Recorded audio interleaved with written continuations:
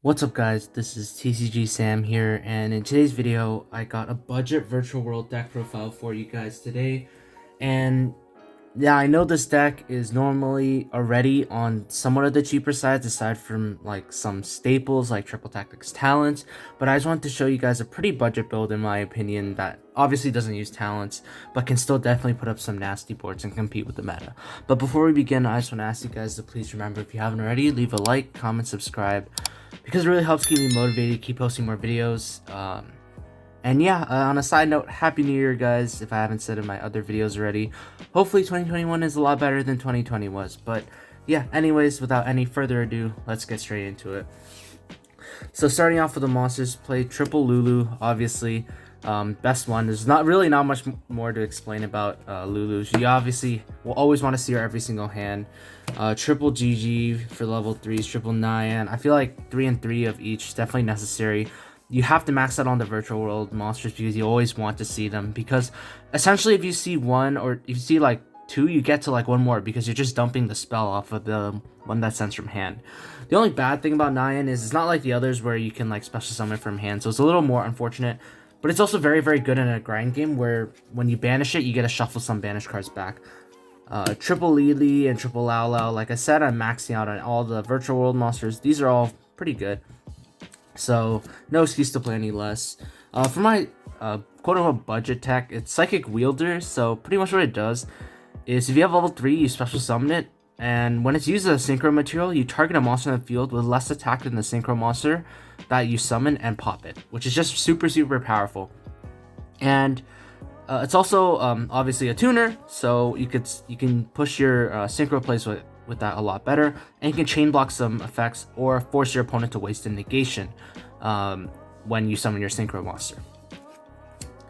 And then next for the hand traps, playing triple Nibiru. And before you guys say Nibiru isn't a budget card, yes, I'm aware of this, but you can play any other hand trap in this slot. So for the hand traps, I'm playing triple Nib, triple Ash, and then the Gamma package. So I feel like the Gammas and Ashes are cheap enough, but Nibiru, if you don't have the money for it, you can play like Ghost Bell or something. If you don't have the money for Ash, you can play something like Ghost Soaker or Veiler. So like really, you just need 9 hand traps in my opinion, and I just felt that these were the best ones this format. So yeah, that's why I played though.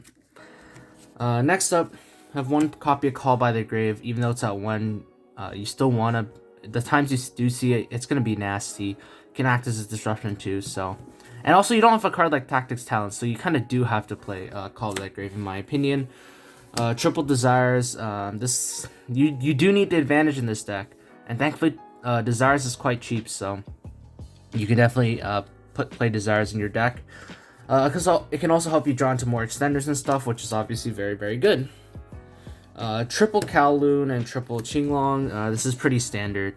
You gotta max out on these because you want to see these plus virtual world monsters to be able to actually finish out your plays and start your plays.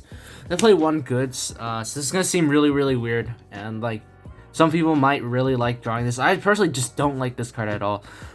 Yes, it's a pseudo starter in a way when you dump Qinglong and banish it to search, but the problem with this is you already have to have another virtual world, and once you grab that virtual world off of Qinglong, you're pretty much only gonna be playing. You're gonna be playing a little weirder because you don't have another search in your like your normal combo does.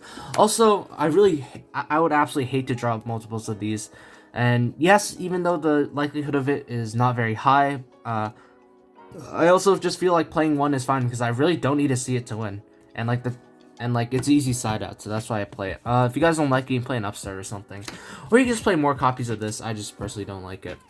And then triple Chuchi, obviously, pretty good trap card in this deck, and of course, it's a very, very nice card to send off your other card, virtual world cards. So that's it for the main deck. 40 cards. I feel like you have to play 40 in this deck to maximize consistency. And for the extra deck, one Shen Shen. This card is incredible. Never play less.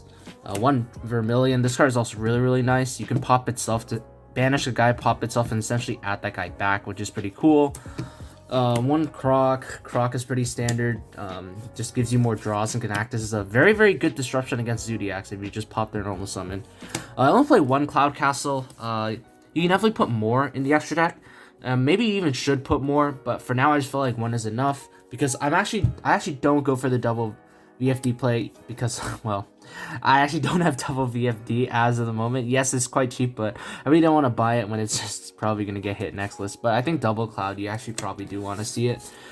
For level 6s, one Yugioh. This card is actually really underrated. Like, it can protect, it has protection, and then it sends. Like, how great is that? Honestly, like, this card is actually so good. And then one Coral, one Charge Warrior. Pretty standard for the other level 6s.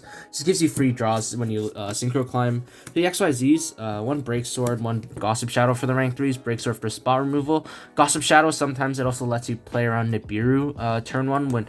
So instead of making the double VFD in my build, I'd like to make Gossip Shadow first and then commit to my VFD, because Gossip Shadow can also stop something like Gamma once you shotgun your VFD. So I feel like Gossip Shadow is really good. The unfortunate thing though is I don't have Zeus, so Zeus, if you have it, you definitely should put in the extra deck. Zeus is just so good. For the rank 6s, one Fan, one Bouncer, one Beyond, one Ptolemy M7, and this is gonna seem like a lot of rank 6s, and yeah, I know.